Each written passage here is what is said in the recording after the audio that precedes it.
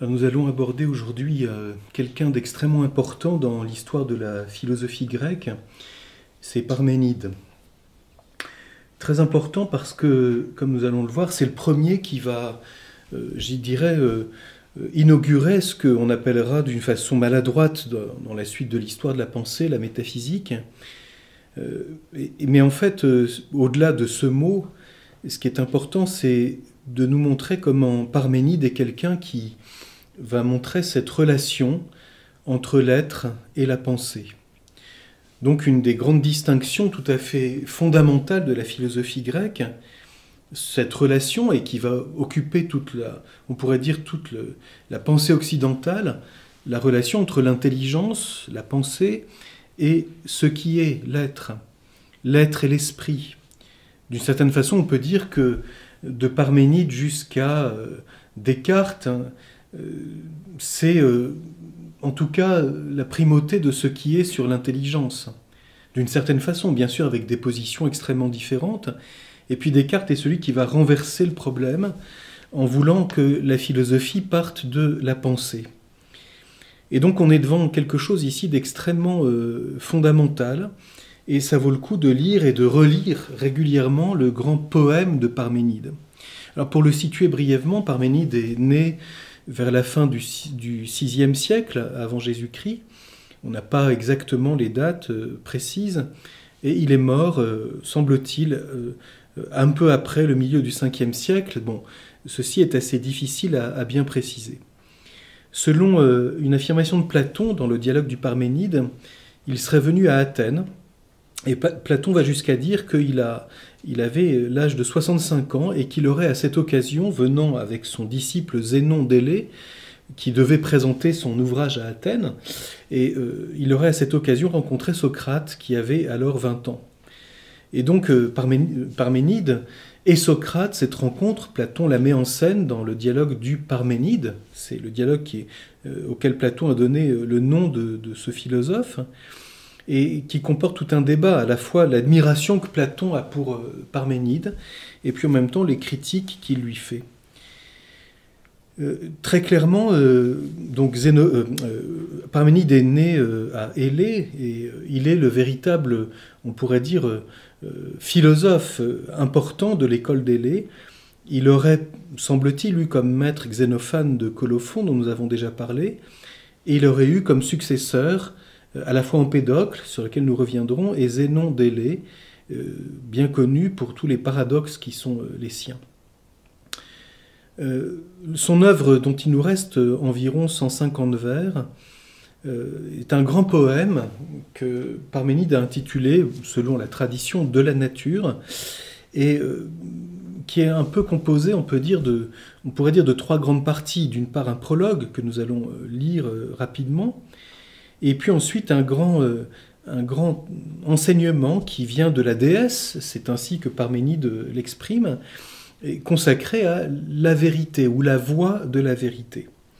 Et puis ensuite troisième grande partie, un troisième grand développement consacré à la voie de l'opinion ou du mensonge qui, elle, s'appuie sur les choses qui ne sont pas. Donc très clairement, il y a chez Parménide tout de suite, on va le voir, une relation entre l'être, la vérité et la pensée. Quant à ce qui n'est pas, il n'est source, dira Parménide, d'aucune pensée, on ne peut ni dire ni penser, le non étant. Parménide est quelqu'un qui a une influence magistrale et majeure dans toute la philosophie, non seulement sur Platon, mais aussi sur Aristote, et puis bien plus proche de nous, évidemment, le grand philosophe contemporain qui se réfère à Parménide, c'est Heidegger, avec une interprétation qui est la sienne, mais c'est pour bien comprendre combien cette œuvre de Parménide, dont il nous reste ces quelques fragments, a eu une influence tout à fait majeure dans tout le développement de la philosophie. Donc son poème commence par un grand prologue, où il se met lui-même en scène sur un char tiré par des coursiers et conduit par les muses et les filles du soleil, jusqu'à cette rencontre qui va comporter une sorte d'alliance avec la déesse et qui va permettre à Parménide de franchir un seuil c'est-à-dire de quitter le monde changeant des hommes et de la justice pour accéder, on pourrait dire ainsi, à ce monde de la sagesse et de la philosophie. Donc ce grand prologue, c'est une espèce de grand discours poétique sur la manière dont le philosophe est emporté sur le chemin qui le conduit jusqu'à la sagesse. Et ce qui est très intéressant, c'est d'ailleurs le premier vers, c'est le philosophe va être conduit aussi loin que son cœur, mais le mot que Parménide emploie, c'est thumos, c'est-à-dire le désir conquérant. Il est emporté aussi loin que son désir conquérant va pouvoir le mener. Donc tout de suite, ce qui est très présent chez Parménide, et c'est magnifique, c'est que le philosophe est conduit par le désir de la vérité, mais une vérité qui se conquiert. Et qui se conquiert à travers un itinéraire que Parménide, évidemment, ne fait que décrire d'une façon poétique. Mais cette question est intéressante, c'est quel est l'itinéraire philosophique qui nous mène jusqu'à la vérité, jusqu'à cette, comme le dit Parménide, cette révélation de l'être. Nous reviendrons sur cela. Donc je lis le grand fragment qui est dans l'édition de référence, c'est le fragment B1, et qui est donc ce grand prologue du poème.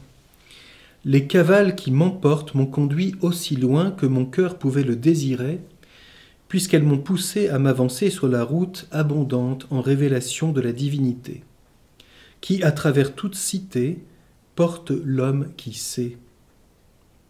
C'est sur cette route que j'ai été porté, car sur elle m'emportaient les très judicieuses cavales tirant mon char, tandis que des vierges montraient la route.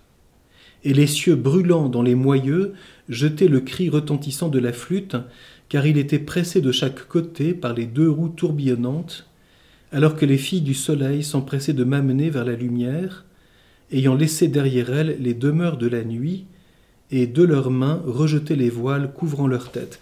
On voit tout de suite ce thème tout à fait important qu'on retrouvera tout au long de l'histoire de la pensée. La vérité est contemporaine d'une sorte de dévoilement. On passe de l'ombre à la lumière, on passe des cités à ce monde de la révélation. On est emporté avec un désir personnel ardent, mais dans un élan qui d'ailleurs est rapide. Les cieux, cela va tellement vite que les cieux, dans les brûlants, jettent le cri retentissant de la flûte dans les moyeux. Donc peut-être n'avait-il pas tout à fait révisé le graissage de son char, mais ce qui est intéressant, c'est de voir que c'est dans un élan et une conquête qu'on va vers la lumière, mais porté et on pourrait dire guidé par les filles du soleil, c'est-à-dire les muses. Alors, une fois qu'on arrive qu'on est dans cet itinéraire, on arrive à un moment crucial, j'allais dire. Là sont les portes des chemins de la nuit et du jour. On pense à un itinéraire qui va comporter une option. On va vers la nuit ou vers le jour. On quitte la nuit pour aller vers la lumière. Donc là sont les portes des chemins de la nuit et du jour qui maintiennent un linteau en haut, en bas un seuil de pierre. Donc il faut franchir une porte. Les portes elles-mêmes, dans l'éther, remplissent l'espace de leurs puissants battants, et c'est justice aux nombreux châtiments qui en détient les clés à double usage. Donc ces portes peuvent s'ouvrir ou se fermer, et c'est justice donc c'est Dike, la déesse de la justice, qui en a la garde.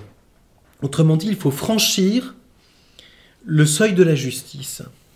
La justice, c'est ce qui règle les relations des hommes les uns avec les autres, et c'est ce qui règle, on pourrait dire, la politique. D'ailleurs, selon la tradition, Parménide aurait aussi une action politique dans sa cité, en contribuant à l'établissement de lois. Donc la justice, c'est ce qui règle les rapports des hommes. Mais il faut franchir les portes de la justice pour arriver dans un autre monde, on pourrait dire, on pourrait dire aujourd'hui dans une autre référence. Les vierges conseillères, par de douces paroles, la persuadèrent adroitement de vite leur écarter des portes les barres verrouillées.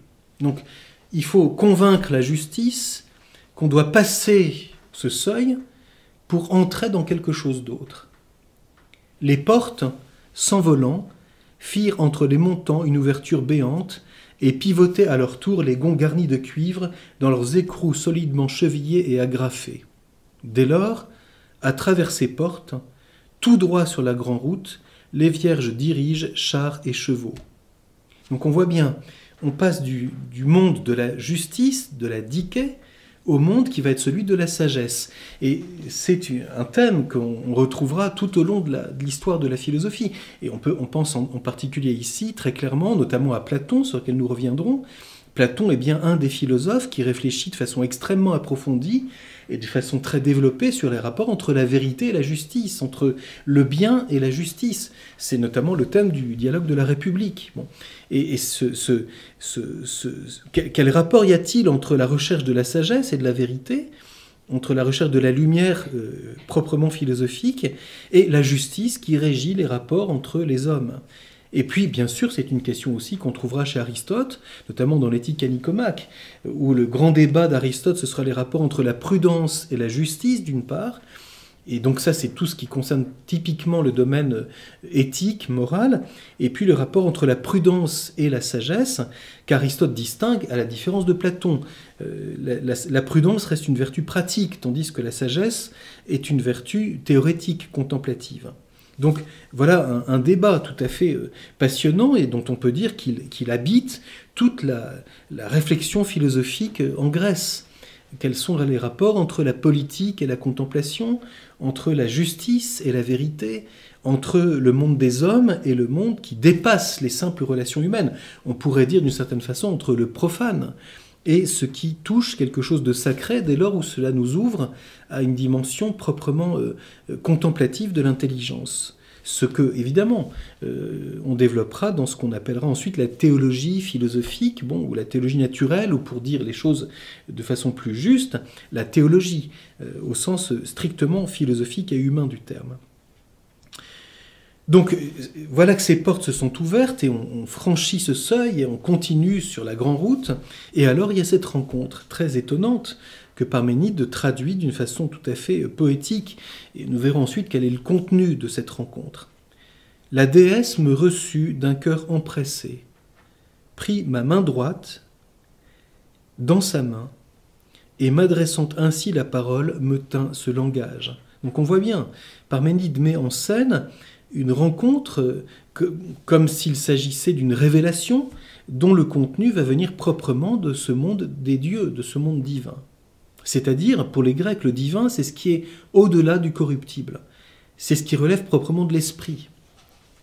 Ô jeune homme, compagnon d'immortel cocher, toi qui, grâce à ces cavales qui t'emportent, atteins notre demeure. Donc il y aurait une belle question, c'est que sont ces cavales ? S'agit-il pour Parménide d'une aide extérieure? S'agit-il au contraire d'une manière poétique de traduire quelque chose des puissances de l'âme de celui qui philosophe? Le cheval, évidemment, surtout pour les Grecs, c'est bien l'animal noble par excellence. Donc comment interpréter cela? Toi qui, grâce à ces cavales qui t'emportent, atteins notre demeure, salut. Et le mot grec est magnifique, c'est kairé. Salut. Car ce n'est pas un destin funeste. Le mot qui est employé par Parménide ici, c'est la moira. Donc la moira pour les Grecs, c'est ce fatum des Latins, c'est la destinée à laquelle on ne peut rien. Et ici, ce n'est pas un destin funeste qui t'a poussé à suivre cette route, car elle est en dehors du sentier des hommes, mais c'est la loi divine et la justice. Donc autrement dit, c'est une exigence intérieure, divine, qui relève d'une loi divine, donc quelque chose qui relève de l'esprit, et la justice, il faut avoir franchi la justice, c'est-à-dire en la respectant, la dépasser, qui fait qu'on arrive à cette rencontre. Et donc, voilà ce que lui dit la déesse, « Je me dois donc de t'instruire de toutes choses ». Voilà encore une très belle question sur laquelle, bien sûr, nous pouvons réfléchir, mais ça dépasse le cadre de cette simple exposé, de ce simple exposé de la pensée de Parménide. C'est quelle coopération y a-t-il entre le philosophe qui cherche la vérité et puis comme une exigence qui lui est due de la part des dieux de répondre à son désir. C'est une question qu'on retrouvera aussi chez Platon, qu'on retrouvera aussi chez Aristote. Quand Aristote soulève le problème dans l'Éthique à Nicomaque en disant si les dieux s'intéressent à ce que les hommes accomplissent, comme on le pense généralement, donc on soulève ici le problème de ce qu'on a appelé plus tardivement la providence ou le gouvernement divin, alors il s'intéresse par excellence aux sages. Autrement dit, l'homme qui cherche la vérité, les dieux, selon la tradition des Grecs, sont sensibles à cette recherche. Et il y a comme une espèce d'alliance, on le voit bien, il y a même un geste d'alliance. Parménide montre un geste entre la déesse et lui, elle lui prend la main droite, donc un geste d'alliance, et lui dit qu'elle se doit de répondre à son attente, et donc de l'instruire, c'est-à-dire de l'éclairer sur ce qu'il cherche. Donc il y a ici une problématique passionnante sur le plan philosophique. Quel rapport y a-t-il entre la recherche humaine de la vérité et puis la manière dont Dieu, s'il existe, peut répondre, ou les dieux, selon la tradition telle dans laquelle Parménide s'inscrit, y a-t-il un sort, une destinée heureuse où les dieux sont tenus de répondre à l'attente des hommes. Donc il y a ici une problématique tout à fait importante entre la liberté humaine et la manière dont les dieux peuvent répondre ou ne pas répondre à l'attente humaine.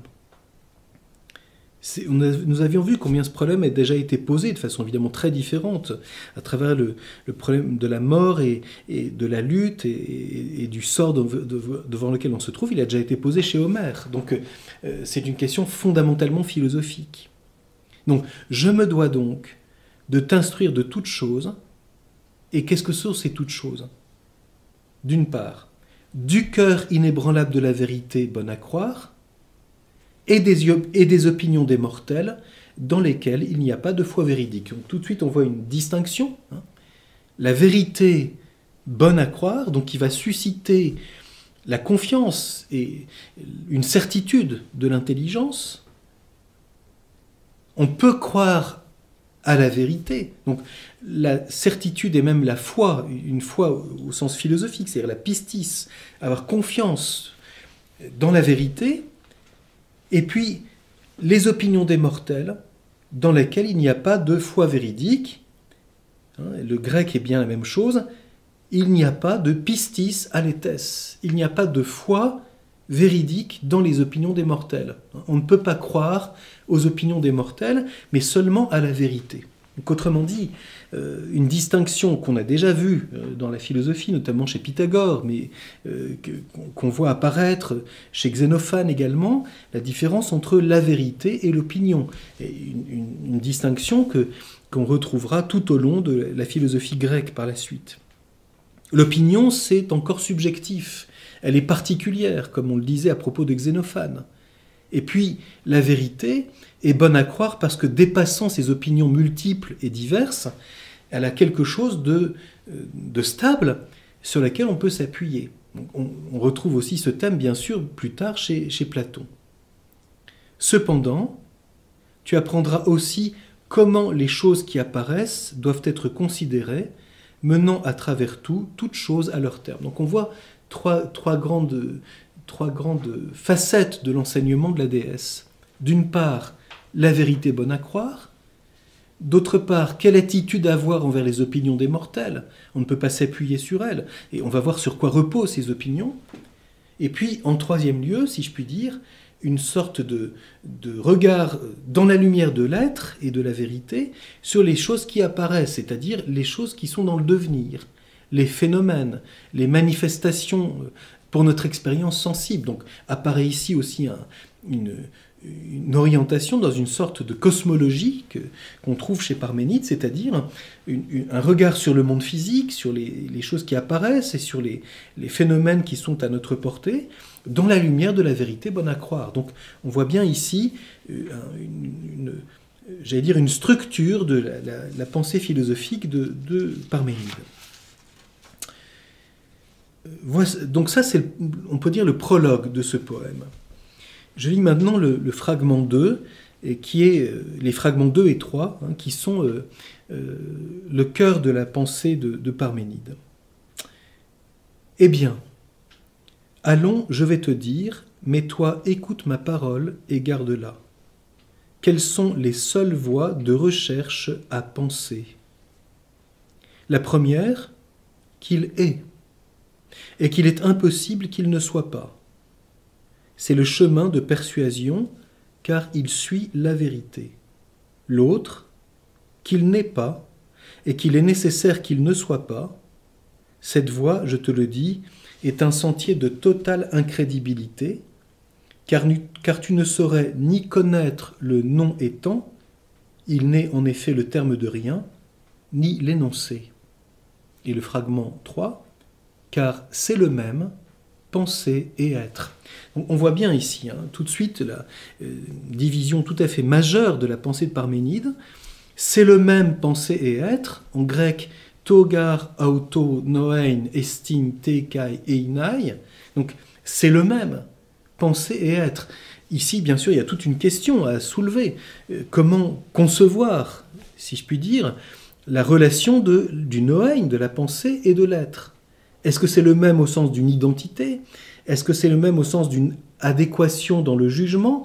On peut dire qu'apparaît chez Parménide pour la première fois une philosophie du jugement, c'est-à-dire de l'acte de l'intelligence par lequel elle adhère à ce qui est et ainsi connaît le vrai.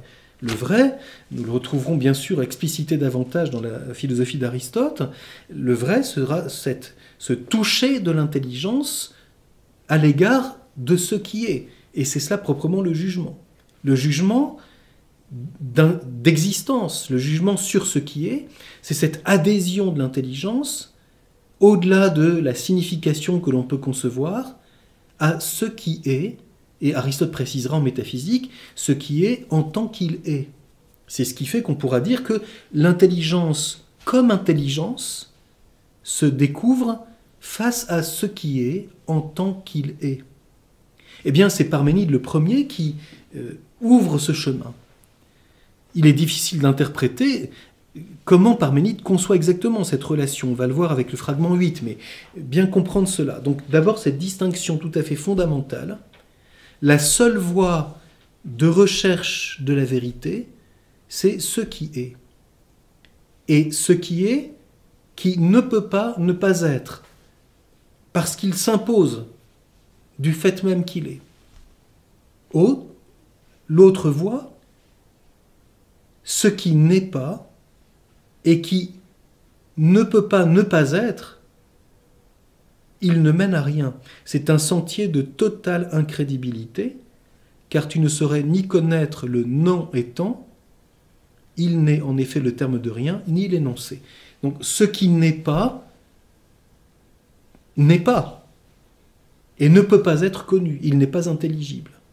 Donc, bien sûr, Parménide ne distingue pas encore ou ne développe pas ce qu'on dira dans la suite, c'est que la négation sur ce qui est un être de raison.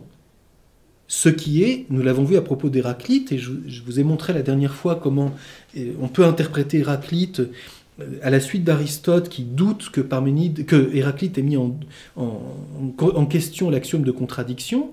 Déjà, Héraclite souligne que la contrariété concerne le monde physique et le devenir, mais que l'être, comme tel, Aristote l'explicitera, ne comporte pas de contraire. Ce qui est, est. Et le non-être n'est pas le contraire de l'être. Le non-être n'est pas. Il n'y a pas de contraire à ce qui est.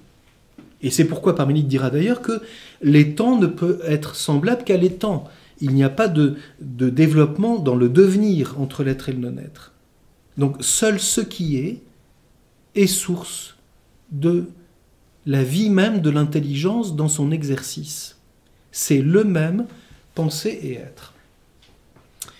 Alors, si nous allons un peu plus loin, c'est le fragment 8 qui est important aussi à comprendre, qui pose une problématique tout à fait, bien sûr, intéressante et qui comporte une forme d'interprétation. Certains ont interprété ce que Parménide dit et que je vais lire maintenant comme le fait que l'être n'est que dans cette stabilité et que du coup il n'y a aucun changement possible. Mais on peut aussi l'interpréter, et c'est peut-être plus intéressant, dans le fait que chez Parménide, on le voit bien, puisque c'est dans la rencontre avec la déesse qu'il a cette révélation, la question que je soulève est la suivante. Est-ce que c'est simplement considérer que pour chercher la vérité sur ce qui est, on a besoin de dépasser le monde strictement de la justice et des relations entre les hommes, mais ça n'affecte pas le contenu? Ou bien est-ce que pour Parménide, le contenu de la révélation est inséparable de celui ou celle, c'est en l'occurrence la déesse, qui lui révèle ce contenu, c'est-à-dire l'être est-il chez Parménide distinct de la manière d'être quand il s'agit du monde divin? Est-ce que Parménide fait la distinction entre ce qui est et ce qui est d'une manière divine? Il y a ici une interprétation qui ne serait peut-être pas dans la ligne de Platon, mais plutôt dans celle d'Aristote, c'est-à-dire, y a-t-il chez Parménide non pas une confusion, mais il n'y a pas encore de distinction chez lui entre l'être et la manière dont l'être existe en Dieu. Ce qu'on trouvera, cette distinction très clairement formulée chez Aristote dans la métaphysique. Quand Aristote, dans le livre Lambda, souligne que la manière dont Dieu est celui qui est premier. Il est acte pur, sans aucune potentialité, et donc il est au-delà de tout devenir, de tout changement. Mais ça, c'est le mode d'être de celui qui est premier dans l'être. Alors que les réalités dont nous avons l'expérience, dont nous affirmons qu'elles sont, leur manière d'être comporte le devenir. Donc voyons bien ici une distinction qui peut-être n'est pas encore explicitée chez Parménide. Ça ne veut pas dire qu'il confond les choses, parce qu'on ne peut pas projeter sur une pensée quelque chose qui se distingue plus tard. Mais on peut l'interpréter de deux façons différentes. Alors je lis ce fragment 8 pour bien qu'on comprenne les choses. En fait de voix, il ne reste alors que la seule parole, il est. Sur cette voix sont des signes en grand nombre, qui n'engendraient et impérissable est l'étang, car il est totalement impartagé, inébranlable et sans fin. Jamais il n'était ni ne sera, puisqu'il est maintenant tout entier à la fois. Un en lui-même rassemblé. Quelle naissance en effet lui rechercher? Comment? D'où le faire croître? À partir du non-étant, c'est ce que je ne te permettrai ni de dire ni de penser, car on ne peut ni dire ni penser qu'il ne soit pas. Par quelle nécessité aurait surgi ou plus tard ou plus tôt ce qui, à partir du néant, commencerait d'être? Ainsi est-il nécessaire qu'il soit absolument ou pas du tout. On voit bien. Donc, s'agit-il de l'être en tant qu'être? Alors à ce moment-là, c'est la découverte de l'être au-delà du devenir, séparé du devenir? Ou bien s'agit-il de l'être existant, inséparable pour Parménide, de la manière dont existe celui qui est au-delà de tout devenir? Inengendré, impérissable, il n'a pas de commencement ni de fin, il ne peut pas venir du néant, etc. Ceci se dit-il de l'être en tant qu'être, ou bien de l'être tel qu'il existe en Dieu? Donc on peut dire, chez Parménide, est-ce qu'il y a une métaphysique qui se distingue d'une théologie, ou bien est-ce à l'intérieur d'une théologie vécue bien sûr dans une tradition intellectuelle et religieuse précise, que s'explicite en même temps le rapport entre l'être et la pensée? Et il y a ici bien sûr quelque chose de tout à fait passionnant comme question. Est-ce que l'être est la négation du devenir? Ou bien est-il, en Dieu, séparé de tout devenir? À ce moment-là, on ne distingue pas l'être en tant qu'être et la manière dont il est dans celui qui est premier. La fermeté de la foi n'admettra pas non plus qu'à partir de l'étang naisse quelque chose à côté de lui. C'est pourquoi la justice n'a permis, en desserrant ses liens, ni de naître ni de périr, mais elle maintient. Le jugement, quant à ces choses, est celui-ci. Et le mot que Parménide emploie, c'est krisis, c'est-à-dire jugement. Krinein, c'est discerner. Donc on voit bien, c'est ce que disait il y a quelques instants, apparaît chez Parménide pour la première fois une philosophie du jugement, c'est-à-dire du discernement de l'intelligence. Et quel est le jugement fondamental? Le jugement quant à ces choses est celui-ci, il est ou il n'est pas. Donc c'est extraordinaire. C'est quelque chose qu'on retrouvera ensuite, notamment dans la métaphysique d'Aristote, c'est-à-dire le discernement fondamental, c'est entre ce qui est et ce qui n'est pas, ce qu'Aristote formulera à travers l'axiome de non-contradiction. Autrement dit, le jugement ceci est ne comporte aucune contrariété. Donc voilà la question. Parménide est-il quelqu'un qui exprime sous une forme poétique et avec une nécessité intellectuelle extraordinaire que le jugement sur ce qui est tellement puissant et tellement fort que on ne peut pas être autrement que fasciné par la nécessité dans l'ordre de l'être. Mais on voit bien qu'il n'y a pas encore une distinction alors entre la manière dont est l'être nécessaire, qui ne peut pas ne pas être parce qu'il est de toute éternité celui qui est, ou bien des réalités qui, tout en affirmant qu'elles sont, je reconnais que leur manière d'être comporte la corruptibilité. Donc on voit bien ici un débat tout à fait magnifique et caractéristique de la pensée grecque entre les rapports entre l'être, le devenir et la pensée. Il a été jugé comme une nécessité d'abandonner la voie impensable, innommable, car elle n'est pas véritable, de sorte que c'est l'autre qui existe et est réellement véritable. Comment un jour l'étant périrait-il? Comment serait-il né? Car s'il est né, il n'est pas. Pas non plus s'il doit un jour venir à être. Donc, ce qui n'a pas été toujours, à un moment donné, n'est pas. Donc on voit bien, hein, voilà le débat que je soulève. Je ne peux pas aller beaucoup plus loin, mais bien comprendre la question que nous pouvons nous poser à la lecture de Parménide. Pouvons-nous l'interpréter de telle sorte que l'être est la négation du devenir? C'est ainsi que certains l'ont interprété. Et donc le devenir serait non-être. Ce sera grosso modo la tendance platonicienne et heideggerienne. Ou bien devons-nous, peut-être de façon plus subtile, comprendre que chez Parménide, l'être n'est pas encore distingué de la manière dont est celui qui est au-delà du devenir, c'est-à-dire, comme le dira Aristote, séparé du devenir, ce qui ne signifie pas que le devenir n'est pas, mais que le devenir est la manière d'être d'un être lié à la matière. Alors que l'être séparé est la manière d'être de celui qui est au-delà de la matière, c'est-à-dire celui qui est premier dans l'être, sans aucune potentialité, une substance qui n'est qu'acte, selon l'expression d'Aristote, dans le livre lambda de la métaphysique. Je ne poursuis pas beaucoup plus, je vous renvoie simplement encore, pour évoquer cela, un autre passage du fragment 8, parce que ceci me semble aussi intéressant, de bien préciser encore quelque chose par rapport au jugement. Nous avons vu tout à l'heure, c'est le même penser et être, et là Parménide au vers 34 du fragment 8, à cette expression, c'est le même penser, et ce en vue de quoi il y a pensé.